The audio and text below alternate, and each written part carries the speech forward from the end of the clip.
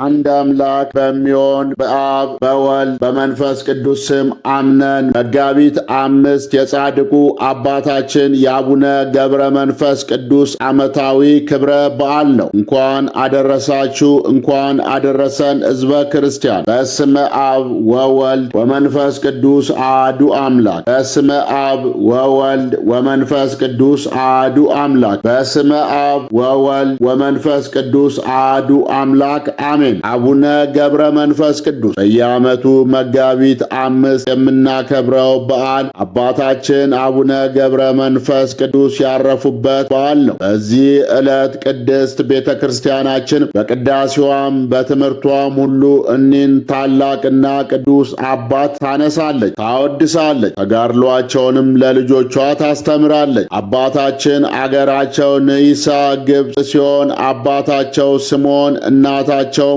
አቅሌስያ ይባላሉ። ልጅ አጥተው 30 ዓመታት ሲያዝኑ ኖረዋል። እኛ አንድ ነገርን ለምነን በእኛ አቆጣጠር ካልተመለሰልን ስንት ቀን እንታገስ ሲሆን ዛሬ በልጅ ምክንያት የፈረሱ ትዳሮች ስንት ናቸው? ለመሆኑ እግዚአብሔርን ስንለምነው እንደምን ባለ ልቦና ነው? ጥያቄያችን ፈጥኖ ላይመለስ ይችላል። ያልተመለሰው ለምንድነው ብለን ግን መጠየቅ ይገባናል። ቅዱስ ዮሐንስ አፈወርቅ የምንለምነውን የማናገኘው በእምነት ስለማንለምን ነው፣ በእምነት ብንለምንም ፈጥነን ተስፋ ስለምንቆርጥ ነው ይላል። ሰውን ብንለምነው እንደዘበዘብነው እንደጨቀጨቅነው አድርጎ ሊቆጥረው ይችላል። እግዚአብሔር ግን እንዲህ አይደለም። ለምኑ ታገኙማላችሁ፣ አንኳኩ ይከፈትላችሁማል ያለን እርሱ እግዚአብሔር እንጂ ሰው አይደለም። የሚያስፈልገን ከሆነ ያለ ጥርጥር ይሰጠናል። መቼ? ዛሬ ሊሆን ይችላል፣ ነገ ሊሆን ይችላል፣ ወይም እንደ ስምዖንና እንደ አቅሌስያ የዛሬ 30 ዓመት ሊሆን ይችላል። ጭራሹኑ ላይሰጠንም ይችላል። አልሰጠንም ማለት ግን ጸሎታችን ምላሽ አላገኘም ማለት አይደለም።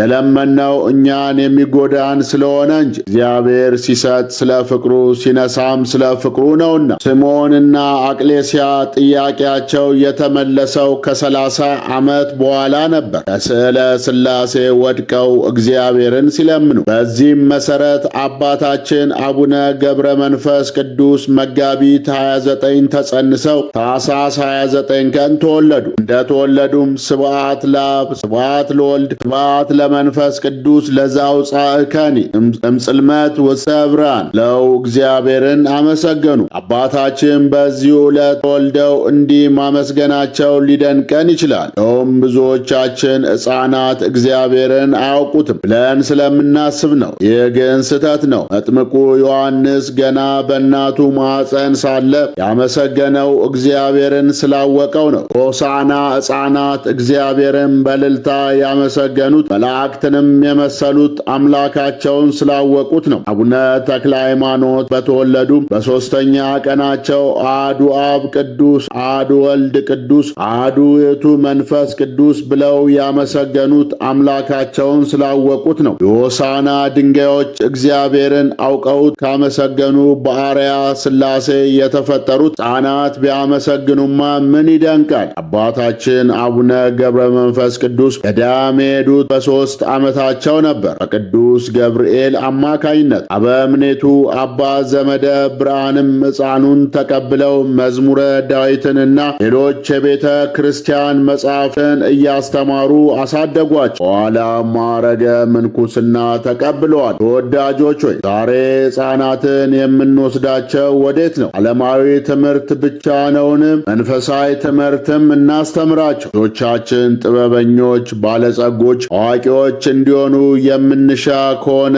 ቅዱሳት መጻሕፍትንም እናስተምራቸው። ሕፃናት ልጆቻችን ወደ ቤተ ክርስቲያን ሄደው ቅድሚያ የሚማሩት አባትህንና እናትህን አክብር የሚል ነው። ለዚህ ቀድመን የምንጠቀመው እኛው ነን። ልጆቻችን ወደ ገበያ ቦታ ለነፍሳቸው ምንም ወደማይጠቅማቸው ስፍራ ለመውሰድ የማናቅማማ ከሆነ ወደ ቤተክርስቲያን ለመውሰድማ እንዴት? አባታችን አቡነ ገብረ መንፈስ ቅዱስ እንዲህ ስማቸው በሰማያት ብቻ ሳይሆን በምድርም ላይ ገኖ የምንሰማው ከልጅነታቸው አንስተው ቅዱሳት መጻሕፍትን ስለተማሩ ነው። በሦስተኛው ዓመታቸው እንደ ነቢዩ ሳሙኤል ወደ ቤተ እግዚአብሔር ስለሄዱ ነው። ለመሆኑ ለልጆቻችን በቤት የምንከፍትላቸው ፊልም ምንን የተመለከተ ነው? የቶምና ጄሪ የተንኮል ሥራ ወይስ የነ አቡነ ገብረ መንፈስ ቅዱስ፣ የነ አቡነ ተክለ ሃይማኖት፣ የነ ቅዱስ ቂርቆስ፣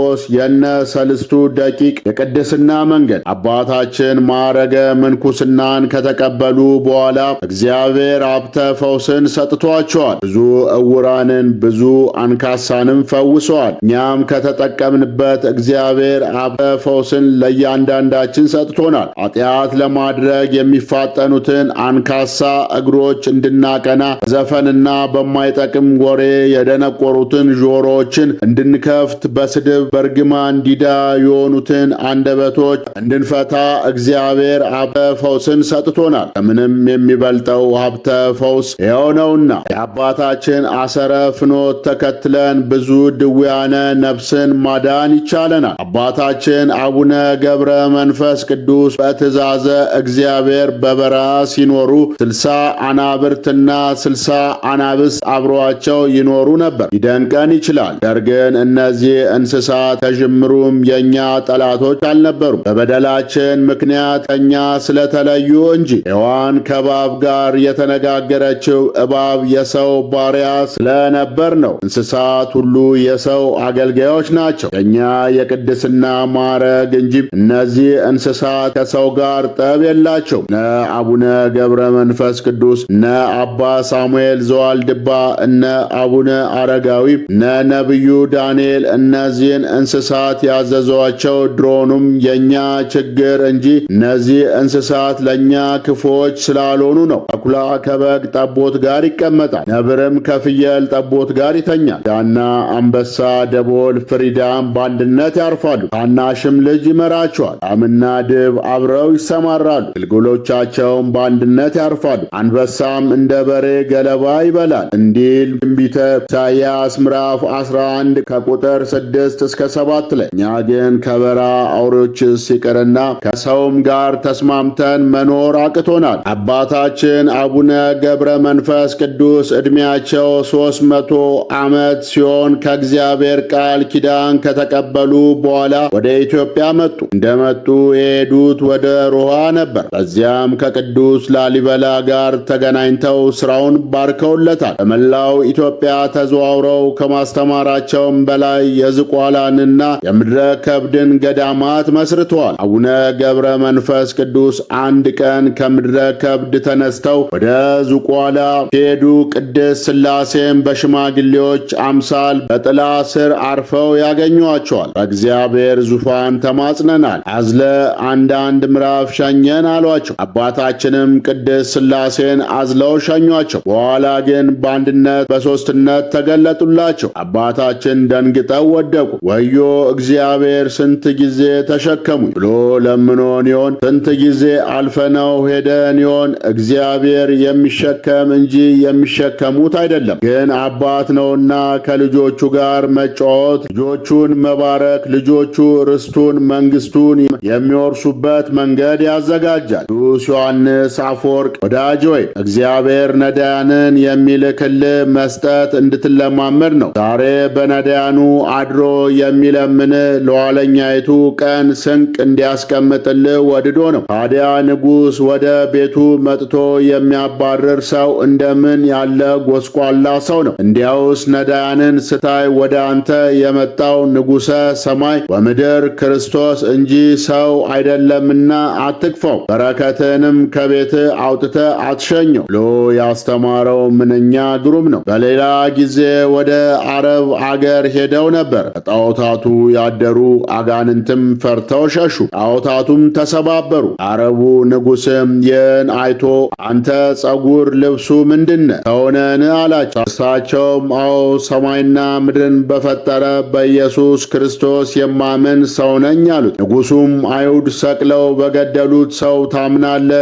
አላቸው። አፍርበት መስሎአልን? አንተም ብታምንበት የዘላለም ሕይወት ባገኘበት ነበር ብለውታል። በወንጌል አላፍርም እንዲል ሐዋርያው ቅዱስ ጳውሎስ እንዲህ ማለታቸው ነው። እርግጥ ነው በአፍአ ስታየው ጌታዬ በአይሁድ ተሰቅሏል። መሰቀል ብቻ ሳይሆን ሞቷል። ሞት ብቻ ሳይሆን ወደ ምድር ልብ ወርዷል። ነገር ግን የሞተው ስለ በደሉ አይደለም፣ ለእኔና ስለ አንተ በደል እንጂ። የሞተው የእኔንና የአንተን ሞት ለመግደል ነበር። ተሰቀለው የእኔንና የአንተን ኃጢአት በመሸከም ነበር። ወደ መቃብር የወረደው ርደተ ገሃነምን ያስቀርልን ዘንድ ነው። ሞት አገኘው ብሎ የሚታየውን ሥጋውን ዋጠ። በማይታየው ድል ተደረገ። ሞት አሁን ድል ተደርጓል። መቃብር ድል መንሳቱ ቀርቷል። አንተም ይህን ብታምን ደግሞም ብትጠመቅ የዘላለምን ሕይወት ታገኛለህ። በእውነት የአባታችን በረከታቸው ቃል ኪዳናቸው ከእኛ ከሕዝበ ክርስቲያን ጋር ትሁን። አባታችን